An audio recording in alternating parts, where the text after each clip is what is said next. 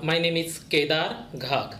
I'm from India and I'm pursuing Master of Science in Hydroinformatics, which is a specialization in modeling and information system for water management. Looking to the issues occur in my country, I found also the extreme events occur in my home country, whether it is flood or whether it is drought.